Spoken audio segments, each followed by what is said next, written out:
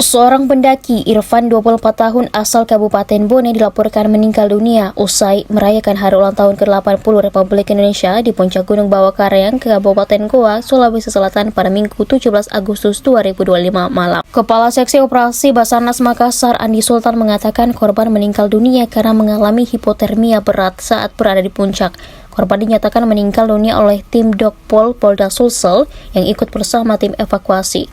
Irfan merupakan peserta lintas alam yang melakukan perjalanan dari Bulu Baria menuju Gunung Bawah Karayang. Korban bersama 16 rekannya memulai perjalanan pada tanggal 12 Agustus 2025 dan tiba di puncak Gunung Bawah Karayang pada Sabtu 16 Agustus 2025. Namun kata dia, Minggu pagi ditemukan oleh tim siaga Merah Putih dalam keadaan hipotermia. Setelah ditangani oleh tim siaga, namun keadaan korban belum juga membaik.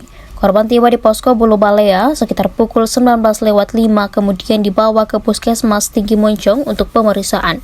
Yang menyebut posko induk siaga Merah Putih di kaki Gunung Bawah Karayang mencatat jumlah pendaki sebanyak 4.176 orang. Pendaftaran di beberapa pos registrasi yang tersebar di kawasan pendakian meliputi Bulu Balea, Lembah Nata, Soso, dan Panaikang. Di hari yang sama tercatat 52 pendaki yang mengalami trouble dan ditangani oleh tim siaga. Personel siaga Merah Putih terlibat berjumlah 326 dari 87 instansi dan organisasi potensi SAR. Siaga Merah Putih di Gunung Bawah Karayang, dan pada saat ini korban yang ditangani oleh Basarnas sampai saat ini 52 pendaki yang dimana kebanyakan mengalami hipotermia. Namun tadi salah satu pendaki asal Bone atas nama Irfan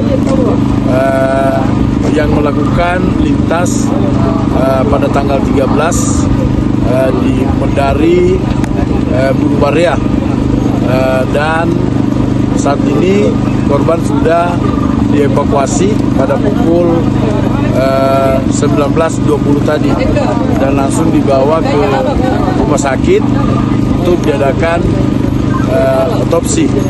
Dan selain itu, saat ini juga korban sudah dibawa ke kampung halamannya yang dimana di Kabupaten Bone bersama dengan 2 rekannya.